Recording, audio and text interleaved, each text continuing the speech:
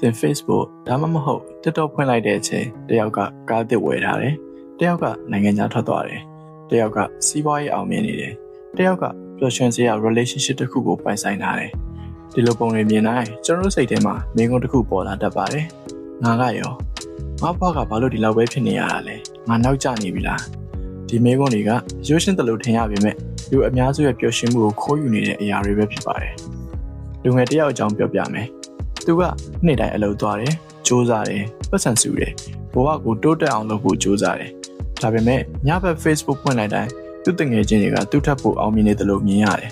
တယောက်ကကားဝယ်တယ်တယောက်ကကွန်ဒိုဝယ်တယ်တယောက်ကခရီးထွက်တယ်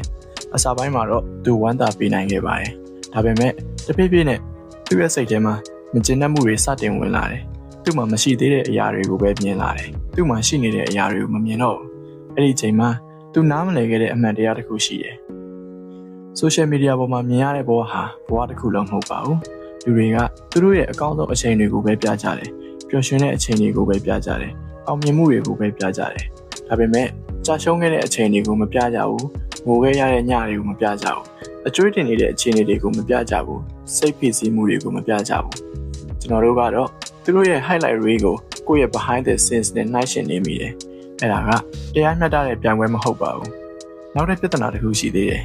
လူတိုင်းရဲ့စတင်နေရဟာမတူပါဘူးတချို့လူတွေကငွေကြေးပြည့်စုံတဲ့မိသားစုမှာမွေးတယ်တချို့ကဘာမှမရှိတဲ့အခြေအနေကစားတယ်တချို့ကအသက်20မှာအောင်မြင်တယ်တချို့ကအသက်40မှာမှအောင်မြင်တယ်တချို့ကအခွင့်အရေးတွေအများကြီးရတယ်တချို့ကတော့အခွင့်အရေးတစ်ခုရဖို့တောင်တိုက်ပွဲဝင်ကြရတယ်ဒါကြောင့်လမ်းကြောင်းမတူတဲ့လူနှစ်ယောက်ကိုနိုင်ရှင်တာကအတိတ်ပဲမရှိပါဘူးဥပမာမနစ်ကတင်ပတ်စံမစုနိုင်ခဲ့ဘူးဆိုပါစို့ဒီနှစ်မှာတော့တစ်လကိုနည်းနည်းစီစုလာနိုင်တယ်ဆိုတော့တင်တိုးတက်နေပြီဒါပေမဲ့ social media ပေါ်မှာတယောက်ယောက်ကကားအသစ်ဝယ်ထားတာမြင်လိုက်ရင်ကိုယ့်ရဲ့တိုးတက်မှုကဘာမှမဟုတ်တော့တယ်လို့ခံစားရတယ်အဲ့ဒီအချိန်မှာပြဿနာကတင်ပေါ်မဟုတ်ပါဘူးတင်ရဲ့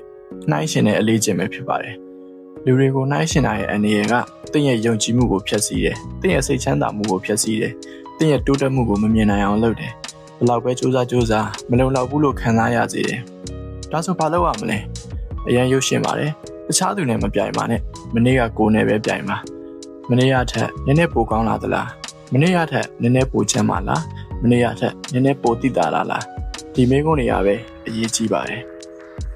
တတိယပါလူတိုင်းမှာနိုင်တစ်လုံးစီပဲရှိပါတယ်တချို့နိုင်တွေကမြန်တယ်တချို့နိုင်တွေကနှေးတယ်ဒါပေမဲ့မြန်တာနှေးတာကအရေးမကြီးပါဘူးအရေးကြီးတာကတင့်နိုင်လဲနေဖို့ပဲဖြစ်ပါတယ်ဒါကြောင့်နောက်တစ်ခါတယောက်ရဲ့အောင်မြင်မှုကိုမြင်ကိုမေးလိုက်ပါငါမနေ့ကထက်ပိုကောင်းလာသလားတင့်ရဲ့အဖေကရက်ဆိုရင်တော့တင်လမ်းမှန်ပေါ်မှာရှိနေပါပြီ